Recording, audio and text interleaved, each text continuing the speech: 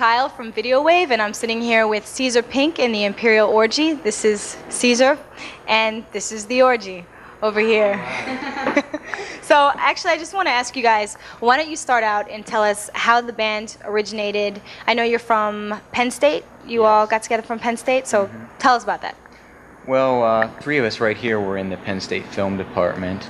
Film. And Mina Dada and I were working together in films, and I told him about an idea I had for a band that would be different, and he said, let's do it, so we did it. That's great. So you have been said to be testing the boundaries of pop music. So what do you think of that statement?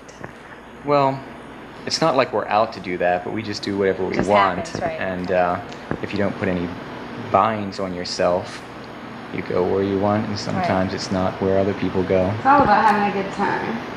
Yeah. Well, what struck me as the most interesting is that you're not just a band per se, is that you also incorporate a lot of multimedia aspects. Like, you're a dancer, I think, right? Yeah. She's okay. So go ahead, elaborate. Yeah, I mean, there's film work behind us at all times, and there's choreographed dance and costume changes and lots of interesting things that just pop out of the woodwork. So are you guys professionally trained in dancing, and you just kind of like fell into this project, or Yeah. how did that? So tell us about your personal background. I have some African dance and ballet and modern dance background and jazz, and I've taken Hawaiian hula dancing. Hawaii. How the hell does hula dancing look on stage? Very hip oriented, very sexual. Do you have those like plastic hoops that you get? Not yet. Maybe. might be something to look forward to in the Exactly.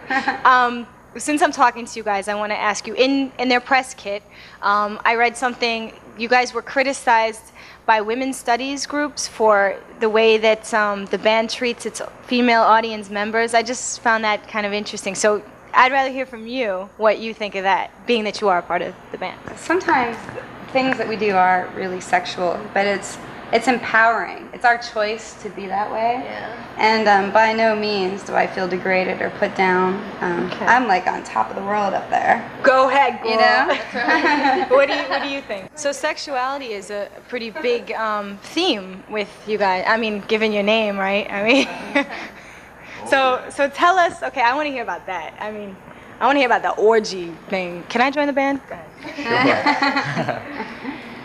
Oh, let's see. I mean, a lot of what we do is try to create an environment where people can sort of lose themselves and become one with us. And what we do is try to see how far we can get the audience to go. I mean, it's not really what we do on stage as much as giving the audience a chance to let things come out of them they might not usually release in public. Right. That's cool. I think that's great. I mean, I look forward to coming to one of your shows. So you can hook it up, right? I won't have to pay. Sure. I'm on a budget, okay? So what else? Tell us some more about your rehearsal schedule. How often do you do that? I mean, how often are you performing? A lot now in New York, I understand. Yeah, we perform once a month in New York, rehearse once a week, and I don't know, we're involved in a lot of different things, actually. One thing really fun we did a few months ago was a street theater piece called Our Daily Bread down on Wall Street. Sounds cool. The people at Wonder Bread donated 100 loaves of bread to us.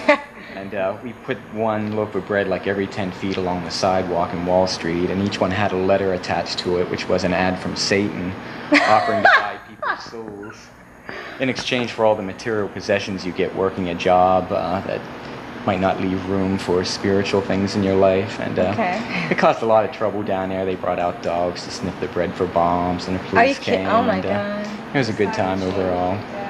Another thing that I thought was funny from the press kit was that the Christian groups just hate you. You're the devil. Tell us about that. Well, it was our very first gig. We were supposed to play. And Pat Buchanan showed up or something. We actually never found out who was protesting, but they were threatening to bomb the bar if we went on. And, oh, that's such a nice Christian thing to do. Go ahead. And finally they achieved their aims, and we were canceled. They bombed? Oh. No, they didn't bomb. The bar owner chickened out and canceled us, and who cares? So I mean, controversy is great for. I mean, I think it's great for a band. You know, it got us a lot of attention. Attention, right? And we've had all kinds of things like that happen at the university. Our posters were banned, and that got us on the front page of the paper 3 times. And well, I don't know. People freak out if you don't act like the norm. Website being banned by a potential host because it was religiously offensive to them. Wow. And because I was a nigger. Oh my God.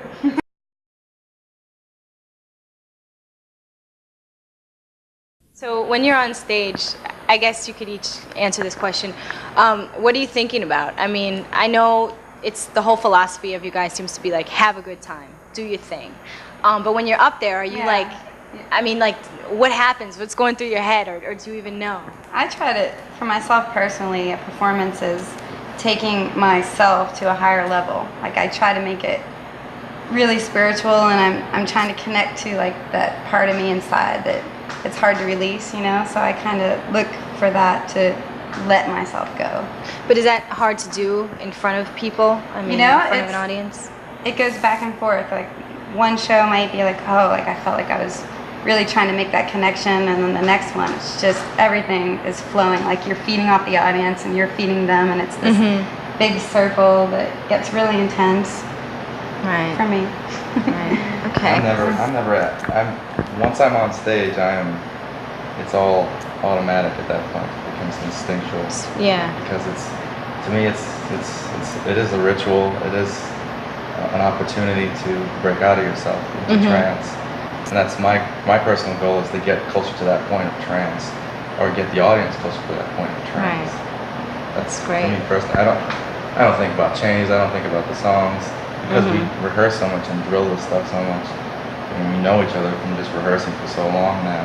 I think knowing the music really well, or knowing the set that you're doing really well, just allows for that deeper level to exist. So do you find that the pieces that you've rehearsed more, you can trance or whatever you said a little bit better because you know Definitely, the pieces? you know everything that's happening. If it's all just in there, right. Like, The point is to get it into your system, and then let go of it, and then hopefully something new happens that spins off on a tangent. You're pushed into another plane of existence, you know?